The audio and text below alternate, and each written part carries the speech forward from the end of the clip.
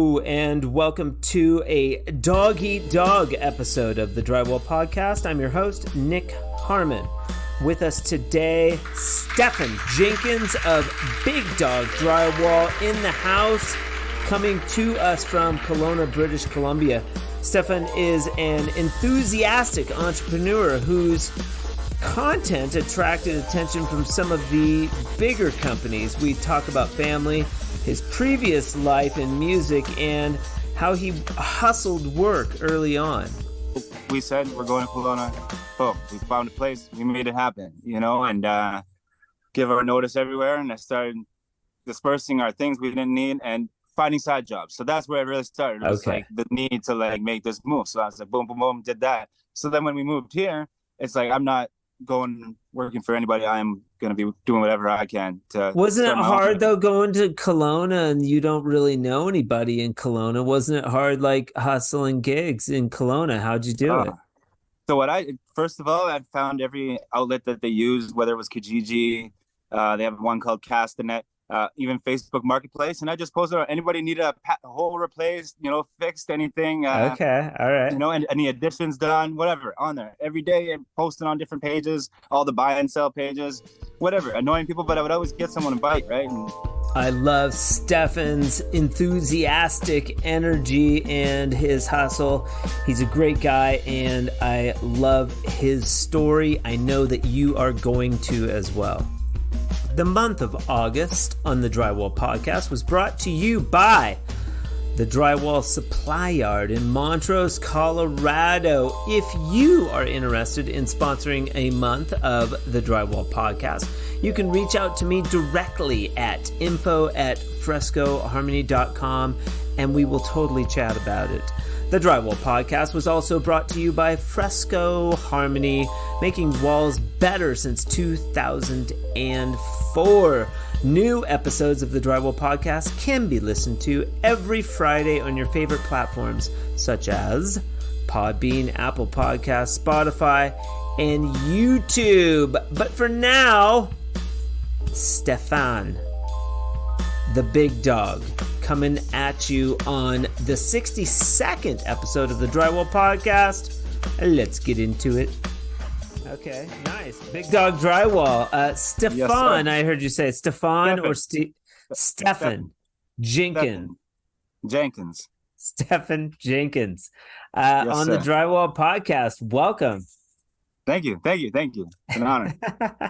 What are we going to talk about, Stefan? So you recently thrusted onto the scene with some videos, and it seems like you're getting to 1,000 followers. You got to 1,000 followers, and all of a sudden, Aaron with Columbia Tools is coming out to see you and bring you tools. Yeah.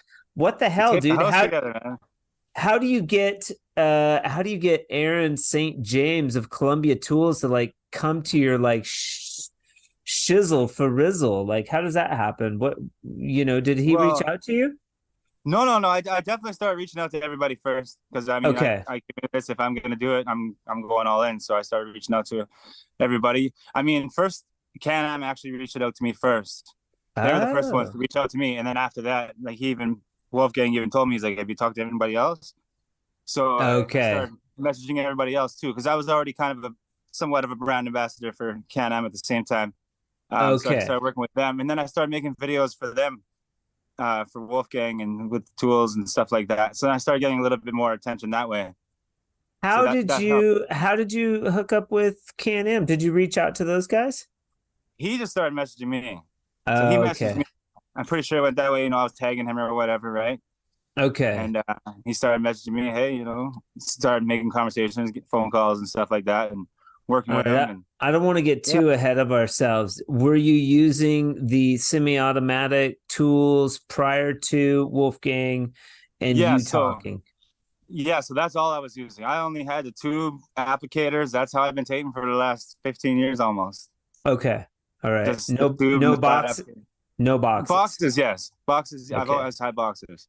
Okay. No bazooka, Just now started with the bazooka. Yes. What about the angle box and all that stuff? No, just applicator and flusher. So Applicator still and a like flushing flusher. my angles. Okay. Yeah. All right. All right. People But swear I'd like by to, I'm gonna, that's now that I have this relationship with Colombia, I'd like to get into trying out other things and Sure. showcasing them as well. Yeah. Sure. I like that. I think the fact that the way that I talk to the camera, and I'm pretty good in that sense, I suppose, and very Yeah. enthusiastic. A Yeah. lot of people, they message me and just thank me for my enthusiasm. They're like, "You give the spark to my day," you know. So that's pretty Yeah. cool in that sense. So I think that's just why I'm catching on, because a lot of these people I notice, they got 5, 10,000, 100,000, way more than me, and they're messaging me like, "How'd you do this already?" But even they pointed out the difference between us. They're like, "Well, you talk to them, Yeah. you tell them about your day and blah blah blah." It's like, we just showed the tools. So I think that's kind of what had me catch on real quick with everyone. Just to Yeah. chat Yeah. Kind of with them. throwing it out there and not really giving a shit what people think. I think is Yeah, that's a big part of it, man. Because I mean, you absolutely. go on here, you go on and people are going to judge you. You just can't really care about that. Not at You just all. No, I don't. have I to. just have fun with it, man. That's And it. Just also, have fun. and I think supporting others is a big part of it too. Like not just Absolutely. go reaching out and like telling people nice job and like thanks for the content and stuff like that. I think that's Yeah. really valuable. Yeah, no, it's cool. Yeah. Very cool. So we talked on the phone Oh, a yeah. little bit. You've got kind of a sorted background. How long have you been in the trade now? I was first drywalling in 2011. I started drywalling, did that for a couple of years. Drywall, So like hanging drywall. hanging board first. Okay, So I in did that, and then I in actually got a hernia 2011. from drywalling, because I never did no heavy lifting in my whole life and stuff like that. So then I did Yeah. drywalling and I got a hernia. So, and then the thing is, in Canada, you get the free healthcare, but I had to be on the waiting list, right? So I had to sit there with a hernia. And my buddy was a taper. He's like, "Well, how about you just come work with me?" Because I was self-employed when I got here, so I wasn't paying into anything. I was young, Okay. wasn't paying into this disability, anything like that. So when I got hurt, I was screwed. I was only getting like welfare. I was like, I can't live like this. So my buddy, who was a taper, he's like, come and tape with me. You just don't have to carry any buckets, anything like that. And I'll teach you how to use all the tools. So it ended up being like a year Yeah. before I had my surgery. So then I just had my surgery and went back taping.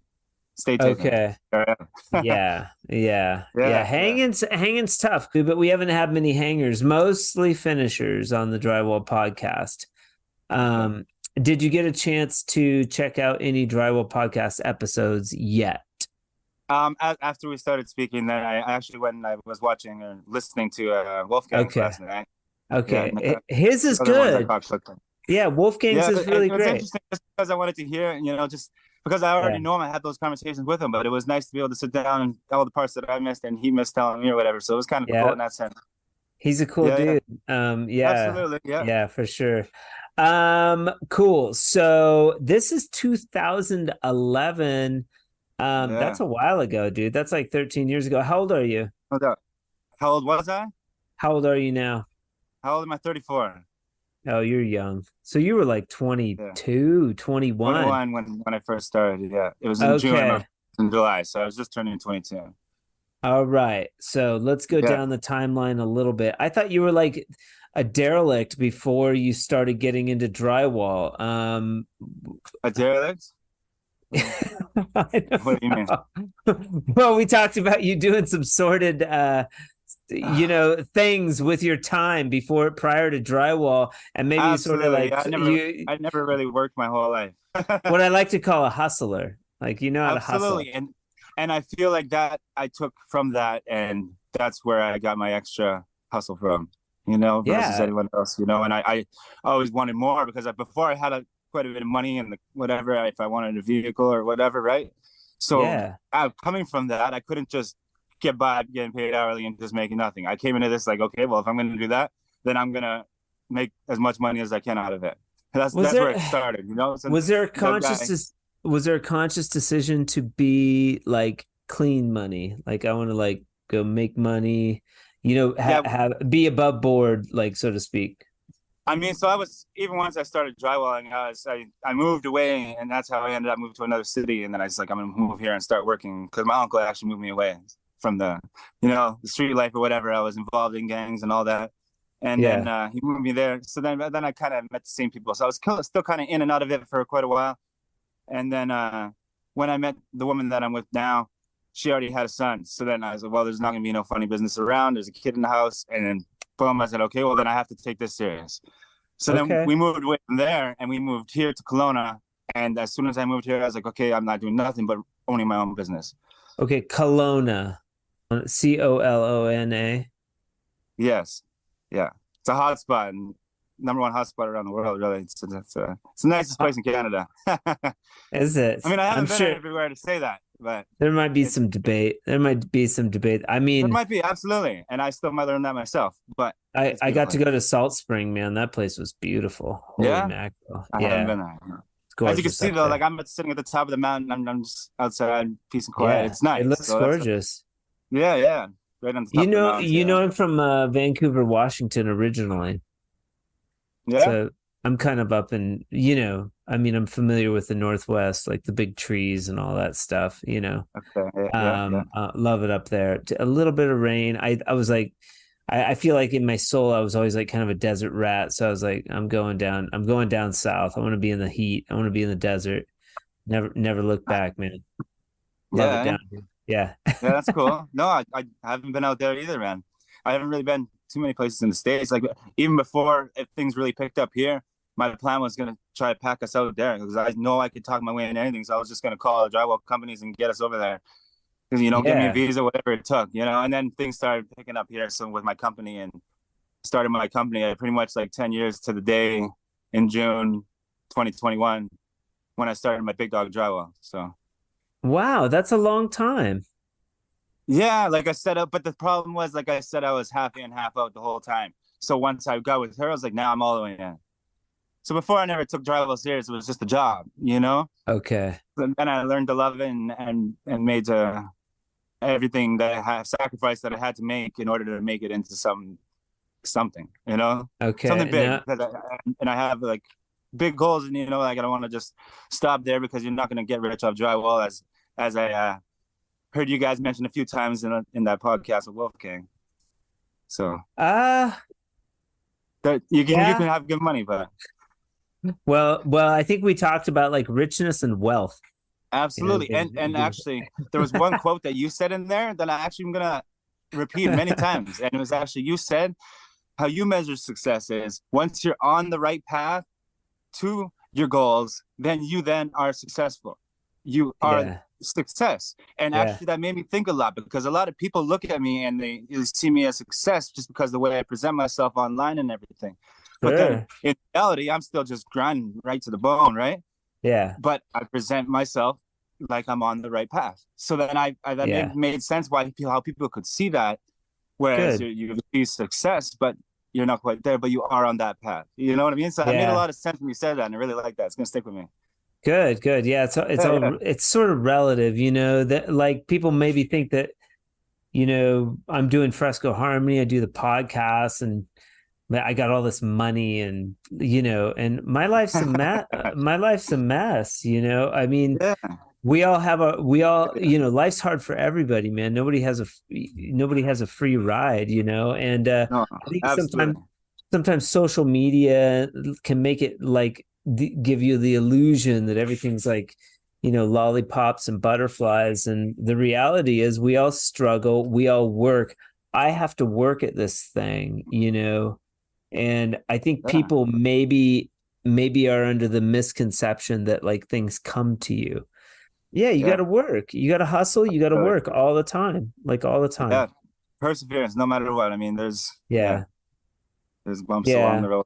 Cool. I like it. So 2000, let's go back to 2011. What was you start your own business? Well, thereabouts. You're starting your own business 10 years ago. Was that challenging, or how long until you like started to, from when you started your business to when you met? It's not your wife, it's girlfriend, right? Yeah, fiance. Congratulations. Yes, awesome. Yes, when's the date? When are you getting? We don't have the date yet. Okay, you gotta nail that down. I call it, here's another gem for you. A hat over the fence, I call it. So so when you like set a date, I guess it's kind of a story, and I don't know the story fully, but there's like two people, there's a big wall, and they don't know how they're going to get around this like giant wall. So one of them grabs a hat off the other one's head, he throws it over the fence, and now they have to figure out how to get over the wall, because they got to go get the hat. So I call it the hat over the fence is setting a date for the wedding. You got to do that. And then make it happen. Yeah, I like that. It's just like anything. You got to set the goal in order for it to happen. Otherwise, it's not going to happen. Yeah. I like Another one is vacationing. Like a lot of people are like, oh, I want to come down to Albuquerque and do the Fresco Harmony training. I'm always like, there's a lot of jibber jabber. We've had a couple people come down and it's a lot of fun and they learn a lot of shit. But or any vacation, it's like, buy your fucking plane ticket. You get that plane ticket, especially if it's non-refundable, your ass is going to be in the goddamn plane seat when that date comes. Otherwise, you know what? Otherwise, shit never happens, man. It's all just talk. Yes. I don't know. That's my thing. Yeah, we just got $2,000 I dropped on my son and I are going to England. We got Fresco Harmony product into Swindon, England. Oh yeah. Company called GWI. They're pretty great. You can follow them on social. Super cool dude, Ben Cole. We sort of courted for a long time, but I mean, it's all sales, man. Super cool guy. We ended up getting product over there. It's a huge bitch. And I was like, dude, I want to come to England. I want to do a training over there. He's like, yeah, come on, man. So we're going, I'm taking my son, he's 7, and I'm just super stoked about it. But it was like, same thing. I'd always talked about doing a training in England. I've never been to England, but it's like, man, as soon as you get that plane ticket to England, your butt puckers a little bit. And it's like, okay, it's on. I better find a place. I better find a place to stay.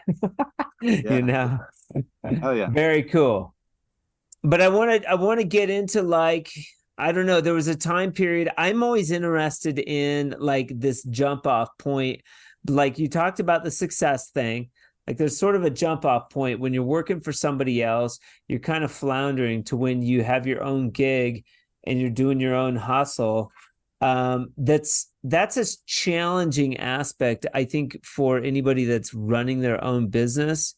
Tell me about your experience with that. Like, the jump off point where you're like, you said you've always been hustling, so it was kind of easy for you to make that transition, but it's still kind of scary. Like when you jump out there, you start hustling your own work.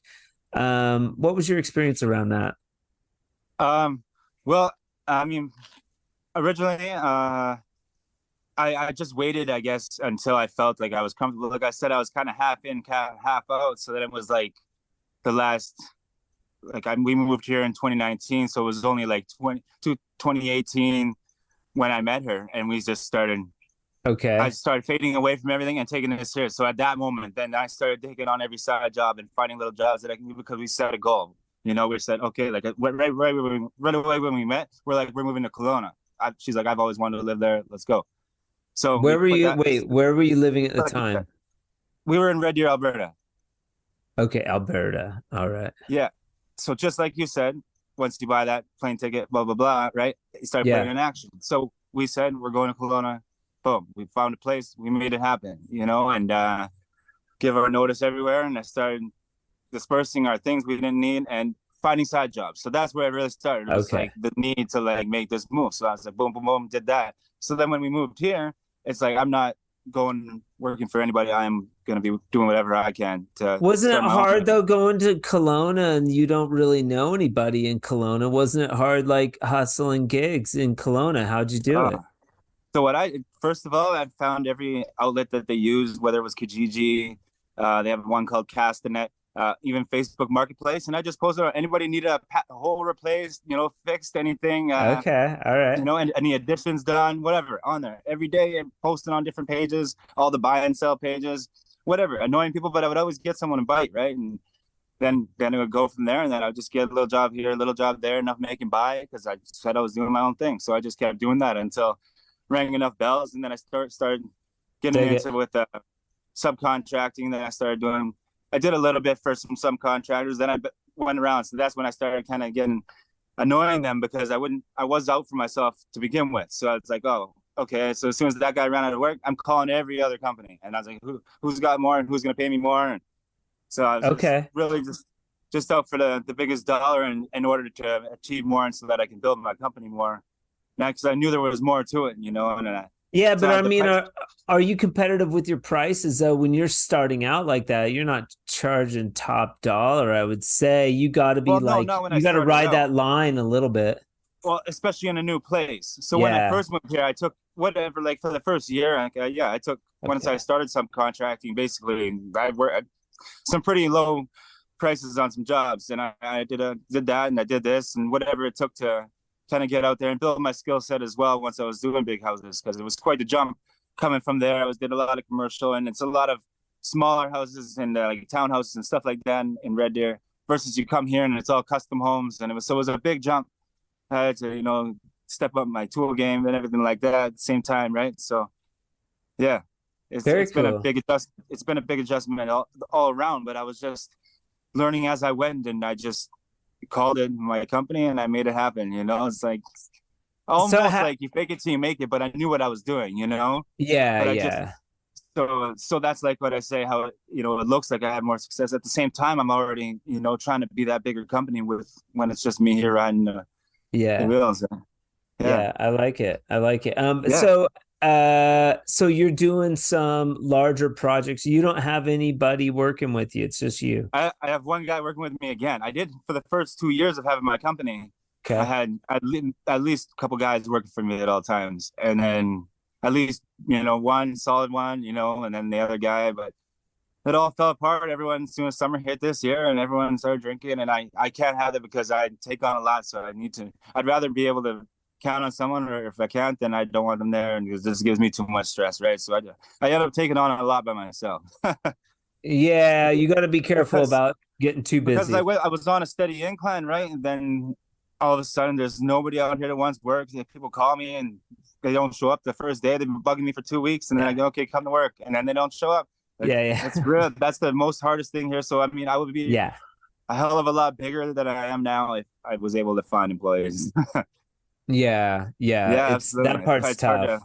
It's hard to take on a whole lot, you know, but I still do. Like, I mean, I banged out 4 jobs. I mean, not massive jobs, but I mean, like basement suite here, rancher there, bathroom reno there, and another bathroom all in last week, right? So I was all over big days, but making it happen, right? Do you do multiple jobs at once, or do you try to keep it to one at a time? It usually ends up being at least like a couple in a week, unless I'm doing like a big house. Usually if we're doing like a 20,000 square foot house, we'd like to keep that there, you know, 20,000 board feet, right? Yeah. So we like to stay in one place then. I just tell everyone when we're busy until we're done this. Yeah, that's like a 5,000 or 7,000 square foot floor footage house. Exactly. Like, so that's like about a week. Yeah, those are big. Yeah.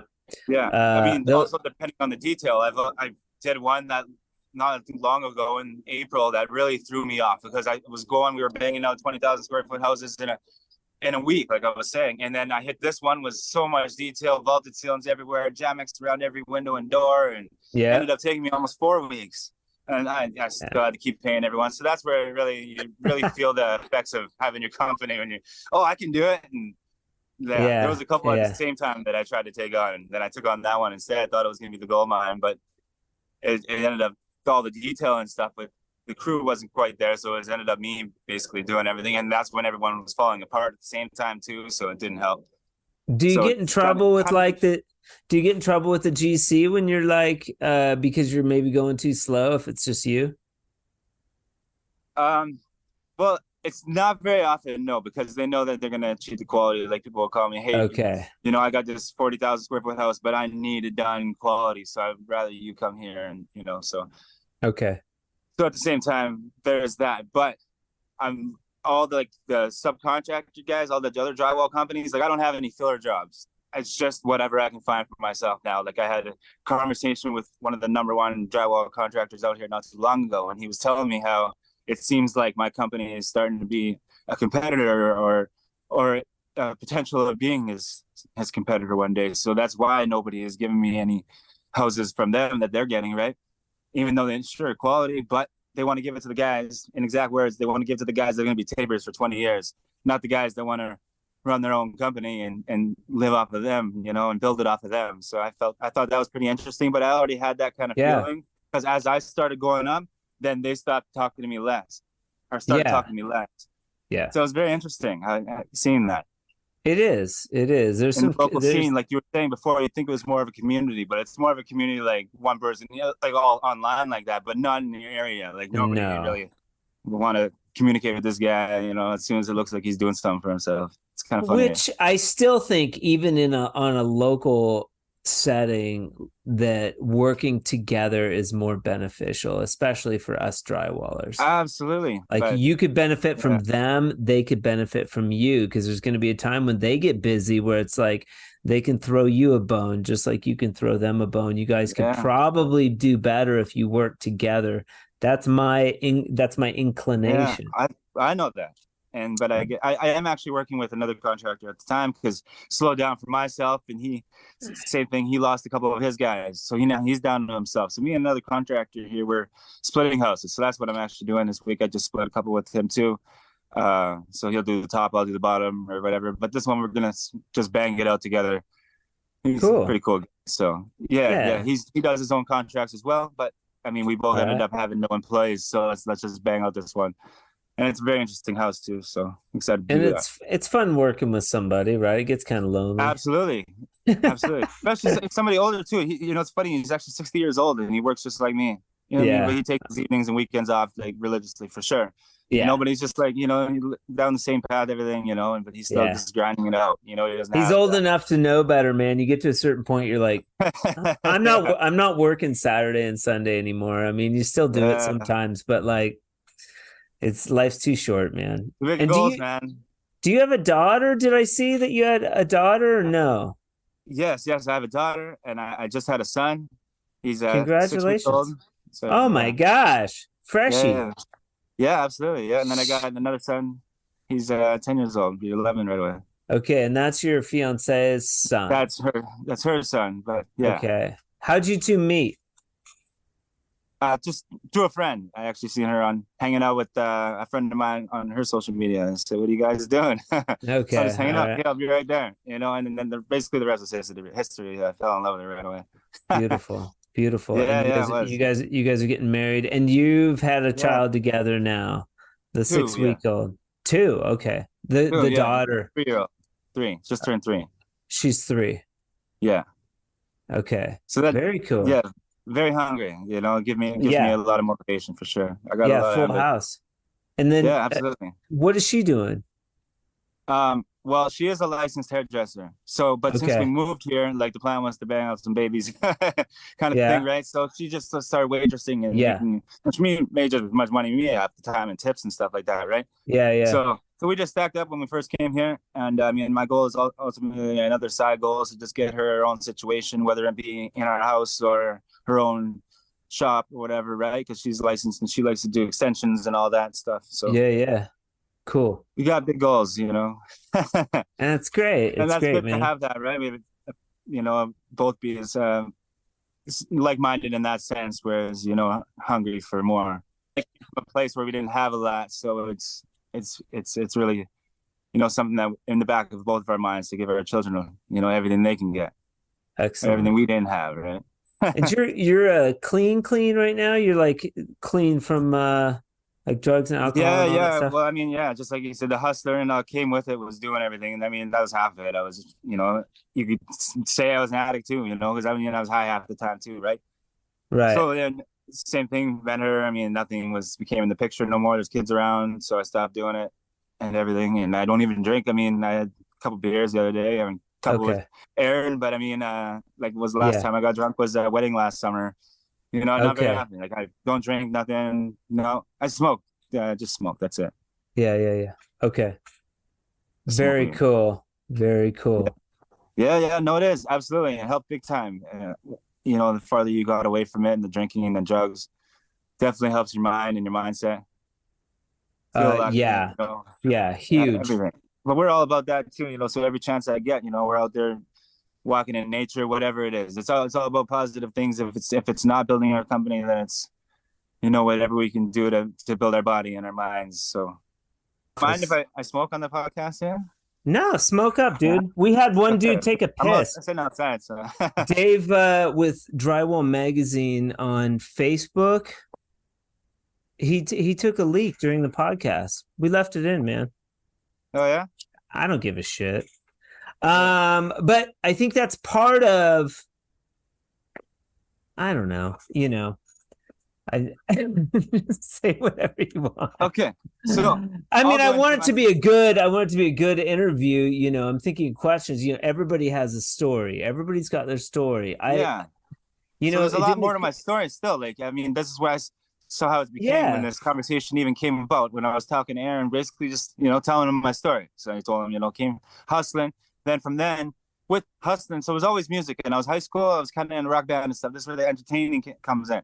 So then I got into hustling in the streets, and I was in gangs and stuff like that. So then the kind of street life came into it. So we started making rap music in a rap group with me and my friends.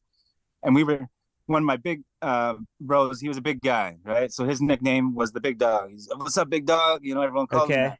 And then he got a little bit of fame with it first. Wait a second. You're telling me you were in a rap group?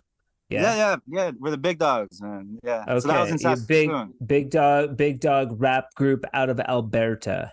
No, that was in Saskatoon. Well, actually, I started it again when I went to Alberta. So then, so there's a whole bunch to it. But so we started. So wait a second. I got questions, man. Yeah. Okay, you and one other dude.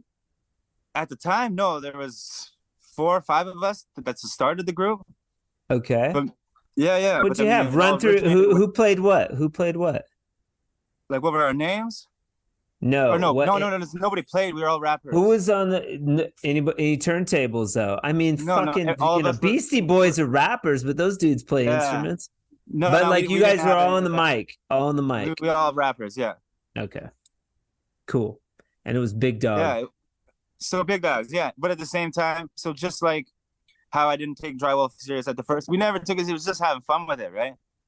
So like the whole time, like, I mean, for like 10 years, I did that growing up in the streets, whatever. We were just making rap songs, putting songs out. Never even made music videos, nothing like that. But then when I moved to Red Deer, and I kind of had a little bit more of a clear mindset. So then I restarted the group with a whole new guys, and a couple of same with the old guys. They followed me. Yeah. After I kind of started it again, a couple of guys followed me and moved there for a bit, and then we started the group again. How old were you then? When we started again? Because we originally started it when we were like 17, 18. Young. Okay. So then I moved there, and I'm 21, 22, and I started it probably again by the next year. Found new guys after I lived there for a bit, and I wanted to make music, so I messaged everybody there. How do I get into the scene? Met a bunch of guys, and originally I started doing King of the Dot rap battles too. I did that. Okay. So that's how I met a lot of people in the scene there, and then I did that rap battles. You can watch the videos of that, and then we started getting now. Wait, where do I watch videos of you rap battling? Battling on YouTube, Stevie Chips, type KOTD, King of the Dot. Yeah, that's pretty cool. So Stevie Chips, that was my rap name. KOT. Chips, yeah. KOTD, King of the Dot. Yeah, I did a couple other smaller leagues as well. And just a few, a handful, but it was a lot of fun. But what I did was more my music. I mean, with my group, we had some music videos we put up, but it was kind of corny. We were just kind of not really knowing what we were doing. And then the group kind of had a falling out and everyone wanted to do their own thing. And then I was like, well, they all left and had better opportunities. And I'm the one that kind of did that. So then I was like, well, I'm going to go all in on my own. So then I went Stevie Chips, started doing solo stuff. So then I did the music video called Wolf by Stevie Chips. And that's actually my favorite song. And that was in 2016. And that's still to this day, if someone says, show me one of your songs, and I'll still show that one. That one defines me as like, I'm a wolf, not a sheep. That's what that one's about. Can you share that? Can you share the link of that one with me? Yeah, absolutely. We got to throw that shit up in the show notes, dude. Yeah, for sure. Yeah, absolutely, man. That was a good one. So then I started doing Stevie Chips. Stevie Chips. How come it's not Stevie Chips Drywall? I like Big Dawg. I like Big Dawg. Don't get me wrong, but why? How come not? It's not Stevie Chips. I think just Big Dawg Drywall sounds a lot better. It was so for us. It was so after it was a rap group. Even all the originals, like we all like some of us we've been friends since grade 2. You know, like we've known each other. We grew up across the street and stuff. Like it was a real close thing. So we became more of a family. So I mean, all of us got it tatted on us and stuff. Okay, all right. Big Dawg, right? And so I just wanted to carry on the legacy in that sense, right? So it's more of a legacy thing to me and us. Yeah. And I knew we're gonna build a legacy, and I said I'm gonna do it for you guys, one way or another. It's just what happened with the music? More of a family. You still mess around with the music? Yeah, I mean that was just up till recently. Like I last put music video I put out was I think 2020 or 2021. It's a pretty good one. There's it was a little more provocative. They got strippers in that one and everything. That was shot in a strip club here. Nice. That one's called Drinking. That's off a recent album. So actually, since I moved here, I actually put out 2 albums. You can listen to them on iTunes, Spotify, all that. Music videos for most of the songs. So I've done a lot since being here in Kelowna, and then I really got more into the Instagram aspect. And do you have Instagram pages? Do you have Instagram pages for your? Yeah, I mean, like I said, I haven't even been active on it whatsoever. I do have. No, I mean for the music stuff. Do you have an Instagram page? I haven't been active on it though at all. Okay. In a long time. But Stevie Chips, you can add Stevie Chips on everything. Okay, I'll follow you, dude. Check it out. I mean, some all right stuff. I know, like I said, I never really took it serious, but I'm really leaning back towards it. But like I always said at the start, that I was like always in a rock band kind of thing, that we were playing instruments and stuff, and I kind of like to lean more towards that again because I really like singing and stuff like that, like kind of like a Jelly Roll aspect. I went from use the rap as his outlet to get onto rock and country and stuff like that. That's kind of what I like to think, country rock kind of stuff. Yeah, with like more here's what I'm thinking, dude. Like I need a rap. I need like a Drywall Podcast rap. Like with Drywall mixed in shit. Columbia, you got Big Dawg Drywall, you got like Can-Am, the Drywall Podcast. Like we need a rap. I mean, it's possible. I could. I mean, what kind of stuff? I mean, the kind of stuff that I did was more like street stuff, So, I mean, at the same time, so then the street stuff kind of went away from my life, which kind of made it hard to stay on that same topic. Right. Whereas though I feel like if I come back, that's who I am. So that's why I said I'm leaning towards more singing now to kind of tell a different story, right? If I rap, I still have so much more to tell in that story, like who I am and where. Like there's a lot I lived. Yeah. By the time I was 21 years old, I lived like what most people live their whole lives and never even experienced their whole life.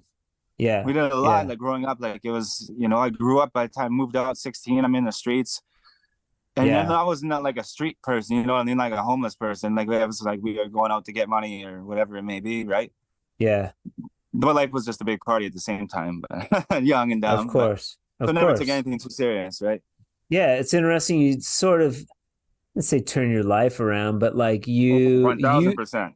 You saw the value though in like the family thing and the fiance, like all that stuff. You know what I mean? That's important shit. Like people don't like goals. I had that before. I was like, by the time I'm 30, I want to have kids and stuff. And I think I was 31 when I had my first baby with her. So that's already set in stone. I was like, okay, perfect, let's go. And this all happened really fast. Like I said, we met in 2018, and everything was magic, right away. The question that I would have about the music is that you transitioned to like singing more than rap. But also at the same time, my point by telling all that I've been in rap was my next goal now is to get on TV with this. Okay. So as an entertainer and being in front of the camera the whole life, that's why I'm so good with the camera, and that's why I like talking to the camera and all that, right? So I feel like I could take it to the next level, and I feel like there maybe needs to be somewhat of a show for this on HGTV. If anybody's listening. A show for what? Drywall and drywall business, and even the whole aspect of it, man, that's very interesting, and they're very interesting characters, right? I mean, look at how much we have to talk about, and how close the community has to share within each other and stuff like that. So I mean, there's some I don't exactly know what. And right? There ain't shit. There ain't shit going on. You can host. Okay, all right. I like it. And so they say like I just even caught on like HGTV Canada on the Instagram. They say tag us to be maybe featured in your home project. Well, I'm not necessarily doing any home project, but I'm talking at the camera, and maybe one time somebody's going to be like, oh, we need him talking in front of our camera. Yeah. So, I mean, that's our next goal. Like I said, you're not going to get rich off drywall, but I'm going to get rich with the knowledge and find a way to get rich using it. Yeah, I like it. For my family. That. I mean, here's another quote that I read not long ago. Like, don't think that I'm out here to get rich. My goal is money is the tool, not the goal. You don't just want money. You need money to build and for your family and everything. My goal is for my family to live in freedom. I'm always like, peace, if if you had $1 million, like if you had $1 million, like what would you be doing? You know, that's always kind of the question. No, like, good. I mean, if I won $1 million, buy a house right now, buy a house, boom, pay off all our debt. What's that? Yeah. And then just continue my business as going. Yeah. You would still hustle. You would still go after that goal. That's what I'm talking about. Nothing's going to change. Nothing would ever change right now. And I probably would have better outlets if I have money, because money talks. So I could probably find better outlets to get HD TV a lot quicker. You know what I mean? HD TV. That's so interesting. Yeah. Why HD? For specifically for drywall. Let's flesh this out a little bit. Like, so HD. That's what I'm trying to figure out still. But I know that I need to be in front of the camera now. I know that I feel like part of my journey was to be a rapper and to do these tours and to be in front of the camera. Music videos was just to be a people person and entertainer. And now I found drywall as like a piece, and that became piece of the puzzle. Now I put them both together, and here I am on Instagram. Like you said, thrust myself onto the scene with how my talking or whatever it may be, right? So okay, so too also if you're listening, Big Dawg Drywall, Stefan. Yes. Or not Steven. I mean, if you read it, you would say Steven. I would say Stevie Chips. Fucking Stevie Chips. Yes, sir. Or right. SC. Hey, you know what's funny? Actually, once people get to know me, even a lot of my contractors, they call me Chips, or I like that. Some of my builders, they tell the homeowners, they're like, Chips or Stevie's coming by. They know me personally, and they're like, who?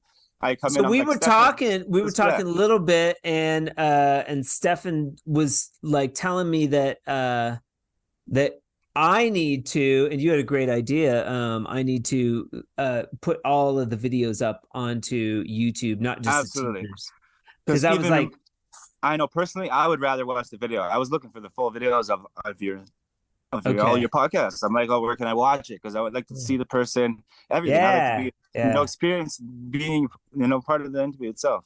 I guess because it was just such a long file. It's just such a long file. The download takes a long time because it's an hour, dude. Yeah. It's like an hour video. And I feel like for your podcast, even to get that extra, right? I like it. So if you're listening, Big Dawg's whole fucking interview is going to be dropped, like the whole on YouTube. Oh. You're going to see the whole thing. You get the audio version if you want. You're in the car, you put on the audio version. But if you want to sit back and watch Big Dawg for an hour, you can. Let's do that. I like it. We will. Right? We will. Cool. An hour on HDTV and give me that slot, right? Do you follow Build at all, or like Drywall Shorty? Have you like? Yeah. I followed. I followed the people right away that had like a lot of followers, and to try to see, obviously what got them there. And I pieced everything together. Just like when I started being in the streets and being a rapper, I got to listen. I stopped listening to everything else, and now I'm going to study that. So I know what I'm doing. Cool. In that sense, like I'm going to study what I'm doing. So if I'm going to get noticed in this, then how did they do it? And boom. So I contacted all the brands and everything. Okay, let's work together. So I've reached out to everybody, and the first people that a bit got, and I kept bugging. Like even Aaron said himself, like he's like, I already seen you working with Can-Am, so I didn't want to be like that, right? But I'm like, he's like, well, you kept bugging me, so eventually, I gave it, and I was bugging them, bugging all the people to do with Colombia, not just him. Eventually they all, okay, let's go talk to him. So. Aaron's a cool guy, right? Absolutely. No, it was a great experience. I took a lot of knowledge from him, and it was great learning how to use the tools from him. And he's a hell of an entrepreneur. Absolutely. Let's talk about the Predator. So Aaron brought you a Predator to try out. You guys made some video content. It's really funny. You guys did some cool stuff. Oh, there's lots more to come too. You had never ran the bazooka before. I have, but not for many years. I only used it on a couple jobs, like when I was working for other people. I got to use it a few times. Okay. I never stuck with it, and I just it was cheaper. I mean, around the tube and flat, and I just never spent the money, right? Why do you think you never? So it's maybe financial, but do you think it had to be? For me, it was just hard to spend that, and I didn't realize that it was I really did need it, and you just don't know until you do make the jump to it. But I mean, it's fucking fast. It's a big jump, it's a big jump, obviously, right? But it absolutely saves you the time. So anyone that is listening and is wondering if they should make that jump, big time. Spend the money because it's going to save you money in the long run and time, all that. Absolutely. Okay. Cleanliness. Okay. So if you're talking about my experience with it, it's absolutely more cleaner. I mean, you see in the video, I mean, it got a little bit messier because that was my first day. The next day or 2 days later, I was already taping another job by myself. Aaron wasn't there. I did great. Hardly any of the issues that I had before. So I'm very excited to keep moving forward. Cleaner, faster. I mean, that's all you need. Hell yeah. I imagine you probably do maybe a couple of videos when you get a little faster with it. I'm gonna have videos all the time. There's gonna be a lot. Nice. I'm taping another house tomorrow, so it's a nice big rounded walls and everything. It's gonna be fun. Awesome. So there'll be videos tomorrow for sure. So you what boxes were you using? I mean, what's your go-to box? What brand? Always Columbia. I've always had Columbia boxes. You like the Columbia boxes, and you like so you're. I have one level 5, but I was never a fan. Yeah, what level? You had level 5 box. 12. 12 and the handle, but I wasn't a fan. No. Okay, so what are you using? You using like a 10 and a 12? Actually, 10 and a 14. 10 and a 14. Okay. 10 and 14. Yeah. And about level 5 has some very cool shit, man. And I've met the former owner, Scott Murray, really cool guy. And you know what? He always supported Fresco Harmony. He was always very cool to me. Cool. And we have their mixer's fucking phenomenal. Like, so I did a mix. I did it because I mix color. So like a mixed color up. Yeah, I've always been very interested in what's going on with all this. So like Cam mixing mud with the paint and stuff like that. Yeah. So it's like fancy walls, right? It's cool. Fancy walls, yeah. It's colored mud. It's colored mud, fancy walls. But I did like sort of a contest with it with a bunch of different mixers. I called it the Great American Beat Off. Okay. So the level 5 mixer ended up winning for certain reasons. It has less drag when it mixes, and it spins up a bucket of mud quicker than any other. The Sheetrock brand took second place, but yeah, they're great mixers. And then those guys gave me mixers to give away at trainings that I do, and they've always been supportive. And I dig that, especially in this fucking trade where it's really hard to get your ideas out there. Anybody that's supportive of doing something cool, man, you got to jump on board, like this. Absolutely, man.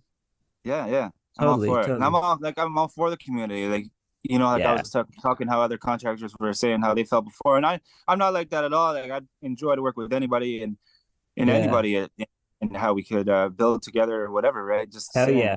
Yeah, you got to come out to CSR on the next Black Friday event in Toronto. Yeah. I've never even been to Toronto. No. It's fun. Never been to the East Coast. So there's a bunch of big, influencers will be there. That's where I first met Aaron and Wolfgang and stuff like that. The folks at CSR are super cool.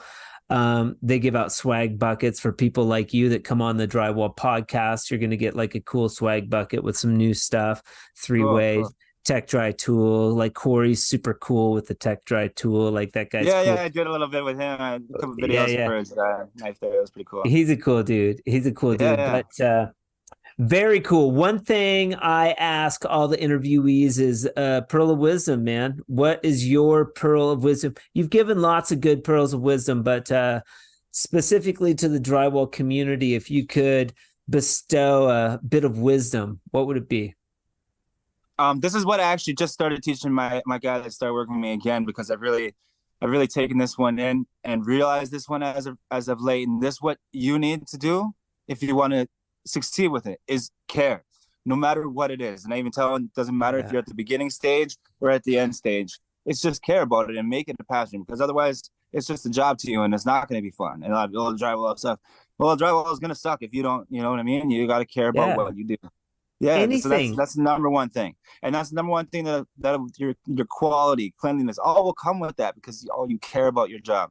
So number one thing, care about your job. Yeah, like everything will come with that. Everything will come with that. Everyone's going to respect the guy that cares about his job, cares about his business, and the way he presents himself. So, care. Very good. Very good. I love it. And is there anything that you want to add? Goals wise, the future of Big Dawg. We kind of talk about it. We kind of already talked about it a little bit, but anything you want to add? I mean, as for like everything's already been touched on. I think. Goals. I've been trying to get on HDTV. I think. HDTV. That's funny. I mean, I know I don't really even feel like I have to cross the fingers. I don't believe in bad luck or anything like that. If you want it, you can get it. So just like you said, I thrust it on the scene, and I'm just early into it. There's a lot. Yeah, I love that. Love your energy, man. Absolutely. Thank you. Fantastic. It's fantastic, Stefan. And if people want to find Stefan, let's hear your Instagram handle. So Instagram, you can hit me up at Big Dawg Drywall. It's BIGDAWG Drywall. That's a little DAWG. Check out the tattoo, right? Yep. Yeah. So Big Dawg Drywall. Yeah. On Facebook, Instagram, both same thing. Do we? I think we need to. I need to follow you on Facebook.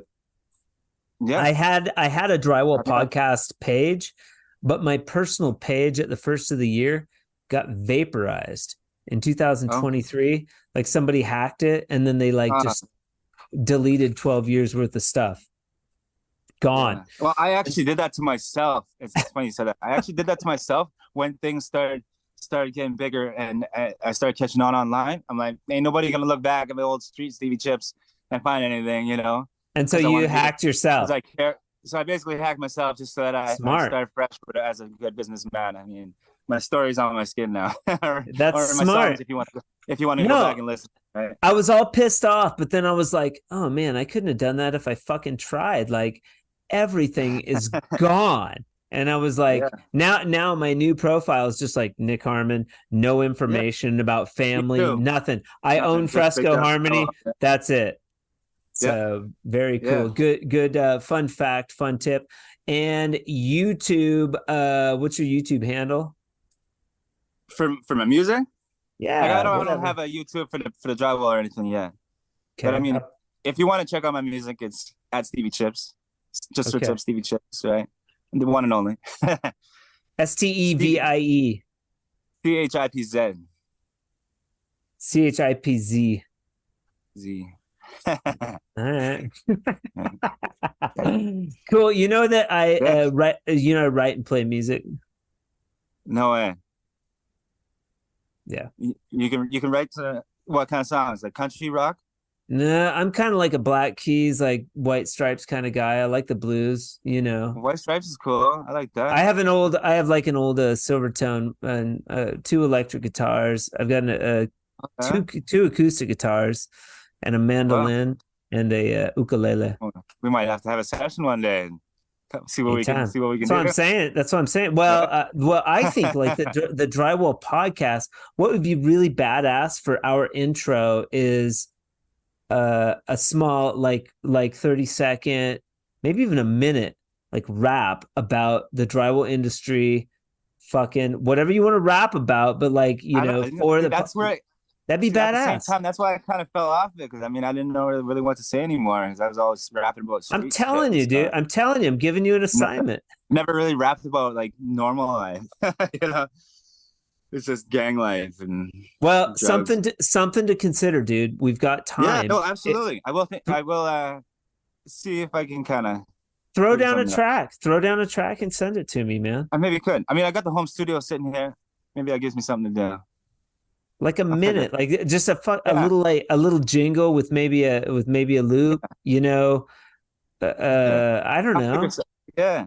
Yeah. All right. Maybe, you know what, too? I could throw you like a riff.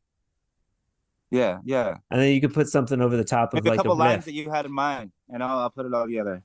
No, you got the lines. This would all be you. I would throw down like a ripping guitar riff or something. Sure. Yeah. And then you can go from there. You could throw something over the top. The vibe. Yeah. Yeah. Yeah. All right. For sure. I'll try it out. Maybe we'll flesh it out. I'll try it out. Yeah. Stephen Genkens, 35 from 34, Kelowna, 34, BC. Well, 34 years young. Let's not jump the gun. When's your birthday? No. July 12th. So just happened. Oh, July you just 12th. Turned. Yeah, you're definitely 34. Kelowna, BC, Big Dawg Drywall. You can check him out. Thank you so much for being on the Drywall Podcast today, man. Thank you for having me, man. It's awesome. Yeah. Pretty cool, man. And we'll be in touch. We'll be in touch. You'll get a swag bucket, and all is well. All is well. Awesome. All right, buddy. Well, you have a good rest of your day. We'll talk soon, man. Okay, thanks, man. You too. All right, later. Special thanks to Stefan for being with us on the Drywall Podcast today. I really appreciate it. Guests of the Drywall Podcast will receive a sweet swag bucket from our friends over at CSR with all kinds of awesome drywall goodies. Come on the Drywall Podcast, get a free swag bucket. It's that easy. It's that awesome. Thank you so much for joining us on the Drywall Podcast today. I sincerely appreciate it. I hope you all have an amazing weekend. And remember, keep drywalling.